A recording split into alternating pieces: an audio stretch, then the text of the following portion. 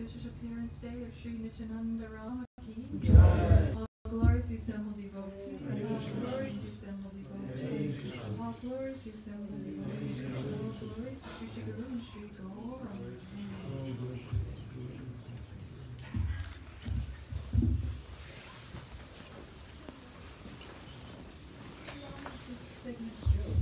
And it usually goes from an hour, half 3 to half 4 to 5 as well. Questions and things like that. All right.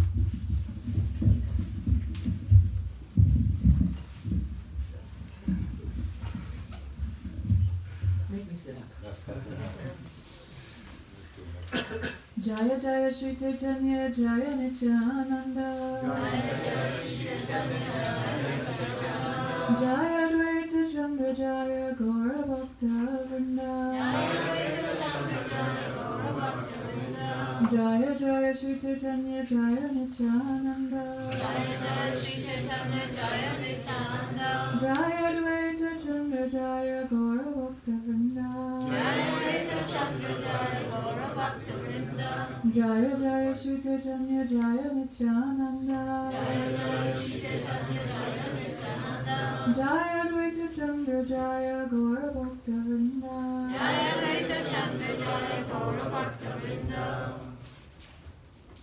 Om Dhyana Dhamarandasya Janandya Shalakaya Chakshurunalitam Jena Tasmai Shri Gurave Namaha Mukam Karoti Vachalam Pangam Mangaite Yat Kripatam Aham Vande Shri Guru Dinataram Vanchakalpatrigascha Kripasamdivyacha Patitaham Pavanibhyo Vaishnavibhyo Namo Namaha.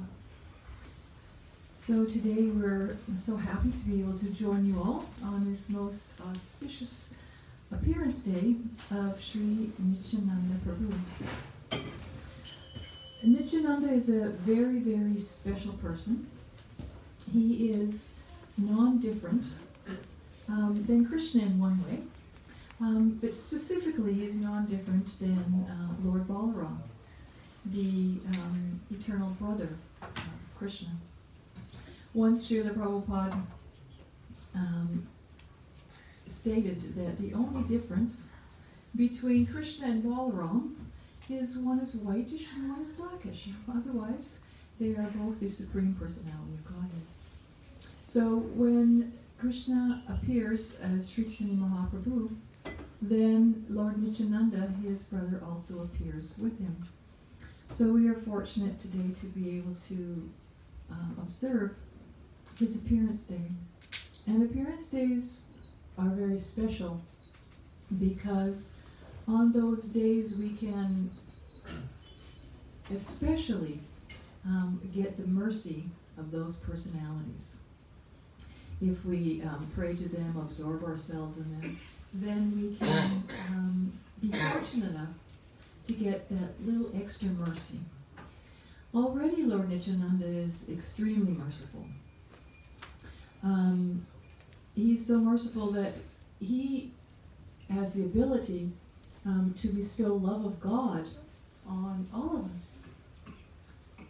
And he's also very merciful in that he is known as a doshadarshi, which means he doesn't see the faults in anyone. So that's what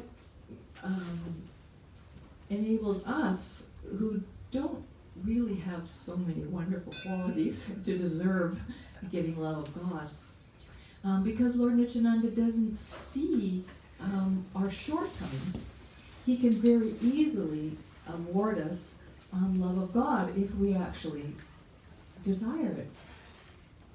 So he's especially noted for this magnanimous quality.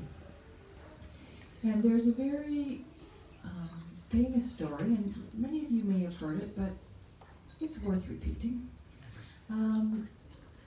After Lord Chaitanya Mahaprabhu started manifesting his Sankirtan movement, and after specifically he started, took sannyas and he moved to Puri, he requested that Nityananda Prabhu and Haridas very widely go and preach about the glories of Krishna and how everyone can attain a supreme benefit by chanting the Hare Krishna Maha Mantra. So he told Nityananda and Haridas, you just go everywhere in the streets and you tell everyone to Bolo Krishna, chant the name of Krishna, Bhaja Krishna, to worship Krishna, and to Kara Shiksha Krishna, to somehow, and to read and study the pastimes of Krishna. And he said, you just tell everybody that, and beg them to please take up devotional service. Shri Shri Panchatattva ki jai, Shri Nityananda Prabhu ki jai. So Haridas Thakur and Nityananda, they would go and they would try to encourage everyone they saw to take up devotional service in the process of bhakti. And Nityananda, he had a great desire to especially showcase the mercy of Sri Chaitanya Mahaprabhu. So he thought that if somehow or other he could induce very, very fallen people who had no inclination for bhakti to take up devotional service, then that would be a great credit to Sri Chaitanya Mahaprabhu. So he had heard rumors that there was two brothers that originally came from a Brahmin family, and they somehow or other got into bad association, and they were pretty unsavory characters. So he'd heard that practically the whole town was afraid of these two fellows, and that they were very famous as the biggest dacoits. Dacoits basically means, anything and everything. Stealing, murdering, anything and everything. They were very, unsavory characters.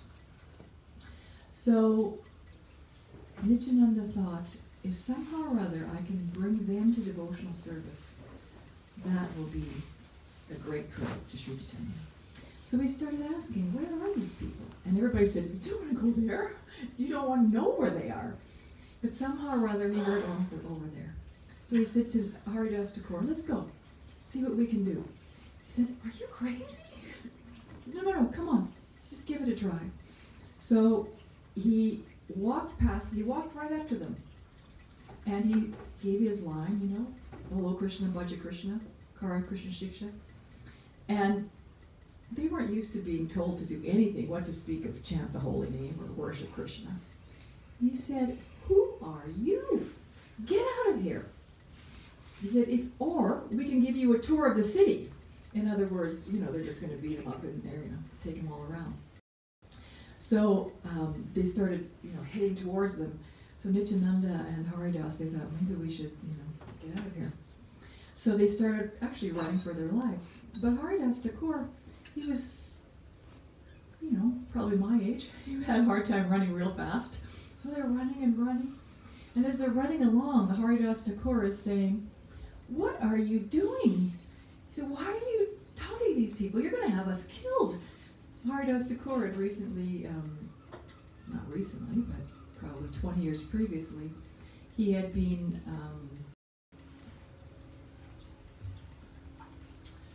chastised by one of the Muslim rulers, and he had been caned in 23 marketplaces. And he says, this is nothing compared to this. You've got me in a real pickle here. And so they're walking along. He says, I'm going to tell Advaita Acharya and Sri Chaitanya Mahaprabhu, how you were just, causing so much trouble. And Nityananda says, you can tell that old man Advaita anything you like. Come on. So anyway, Hare Krishna, they somehow or other got back to where they lived. And Nityananda, Haridas Thakur, he went to Advaita Acharya and he said, you just can't believe how crazy Nityananda is. I don't think I want to go out on Sankirtan with him anymore. He just does the craziest things.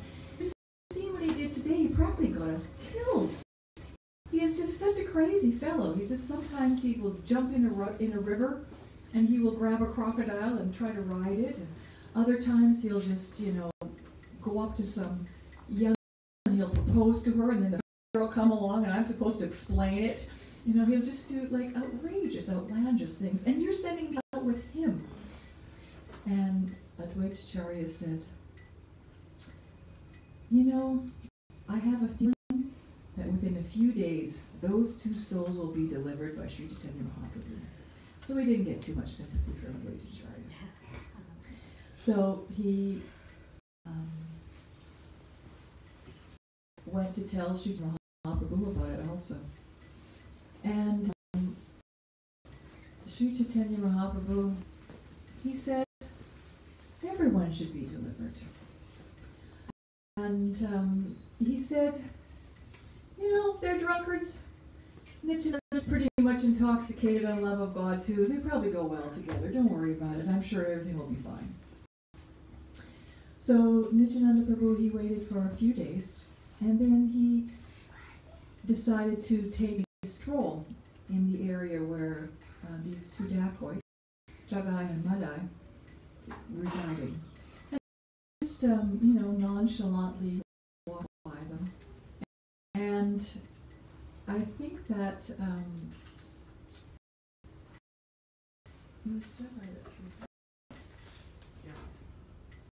it was Madai. Madai asked him, "Who are you anyway?" He said, "Oh, people call me an avadut." "Okay, avadut, eh? What are you doing here?" And he said, "You shouldn't be around here." And he picked up a piece of broken pottery, and he actually threw it at Nityananda, and it struck him very hard, and the blood was flowing profusely all over his clothes and everything. So some of the other devotees, they ran, and they told Chaitanya Mahaprabhu about this. Well, Madai would take up another rock and throw it. And Jagai saw him. He said, "He's just a mendicant. Leave him alone." Moment. Sri Chaitanya Mahaprabhu practically roared in the area. And he was shouting, "Chakra, chakra!" Because Sri Chaitanya Mahaprabhu was not different than Krishna himself. And behind him was the Sudarshan chakra spinning and following Sri Chaitanya Mahaprabhu. He said, "Kill that person who has harmed my Nitai." And Nityananda, he was, no, do this. You're forgetting. You're not Krishna in this incarnation. Kill the fallen people. You'll have to kill everyone.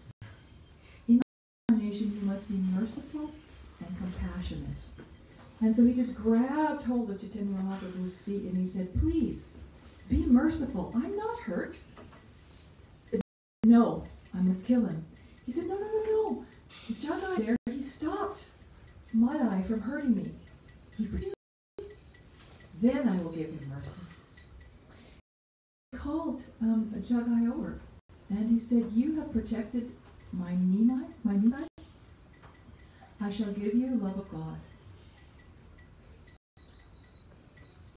So,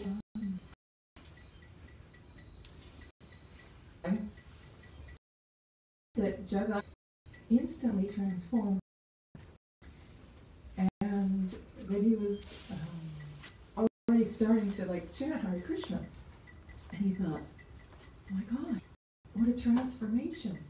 I would like that mercy." And so he went up to ask Sri Chaitanya Mahaprabhu if he could deliver him, and he said, "No, I'm sorry. You've harmed Nityananda. It's not possible." And he said, "Please, please." And he said, "No, I can't." And he said, "The only way that it's possible for you to be saved is if Nityananda was..." So he instantly went to the And, sorry, I get mushy sometimes. It'll pass. Happens. Anyway, so he, yes, I will gladly deliver you. Everyone deserves to chant the holy name. And so he also blessed them with the love of God. So Chaitanya Mahaprabhu, he said, now these two people are delivered, they are one of us. And he took them back to the home of Srivas Thakur, and they had a huge kirtan. And Jagai and Madai were just dancing in ecstasy and chanting the holy name. And after the kirtan, Sri Chaitanya Mahaprabhu said, I will take all of their sins, just watch. And he just, touched them. And then Sri Chaitanya Mahaprabhu appeared in a golden form. And as he absorbed all of their sins, he started to turn blackish. He said, see, do you want to prove that he was taking away the sins of these two persons? And so everybody was just astonished, and they were going, Hari Bol, Hari Bol. And Sri Chaitanya Mahaprabhu said, now I will get rid of these sins to people who offend Vaishnavas. And then they watched as he returned to his golden color again. So these are absolutely phenomenal pastimes. And they're so phenomenal that every day the demigods would come to see what Sri Chaitanya Mahaprabhu and Nityananda were doing. And so Yamaraj had been in his chariot, up in the heavens, and he had witnessed all of this. So Yamaraj is the demigod who is in charge of understanding who has done something wrong and needs to be reformed. And so that is his job, reformation of people who do incorrect things. And he turned to his right-hand man, whose name is Chitragupta. Chitragupta is the person who records in the book all of the sinful activities of anyone. And he said, how miraculous is it that these two people have been saved? Like, what kind of record do they have? And he said, these two people have made all of our staff exhausted. There isn't a sinful activity that they have not committed. We have stacks and stacks and stacks of records. They fill bottomless pits. To think that Sri Chaitanya Mahaprabhu and Nityananda have forgiven them for all of their sins and turned them into completely different people is just unfathomable.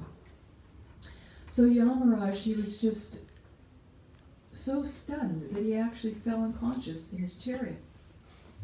And so Chitragupta, he kind of didn't know what to do, and he was fanning him, and all the other demigods were around watching also.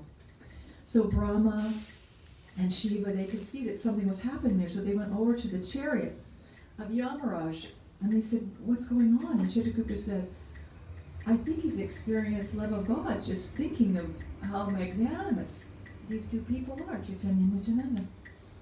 He said, then we should have kirtan. And so Lord Brahma, he asked Narada Muni, who was also there, of course, please, start kirtan. So Narada Muni started kirtan, and immediately Yamaraj, came to life.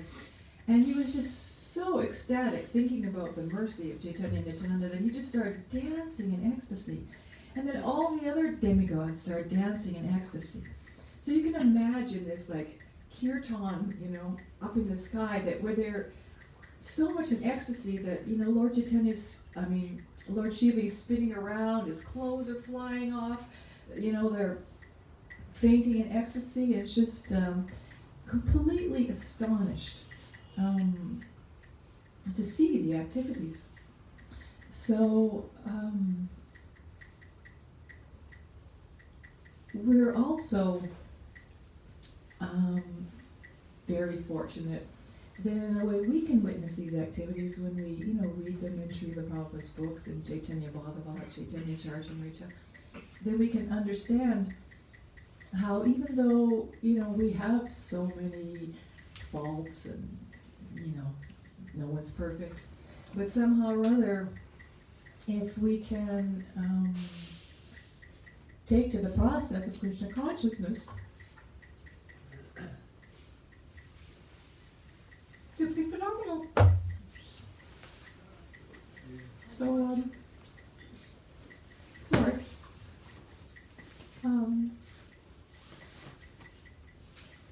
It's a very, very auspicious day. And we should all take advantage of it. I'll leave it at that. Don't mind me, I get like this sometimes. It's just, some people get bodies with hearts of stone. I got one of those ones that's butter, just a little bit of, nice sentiment, and my tears will flow, but just the way it goes. You get what you get. You have to stick with it.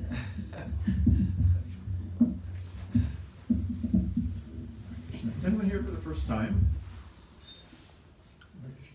I'm actually in Dublin for the second time, so we're in the same shoes. So I'm going to talk a little bit about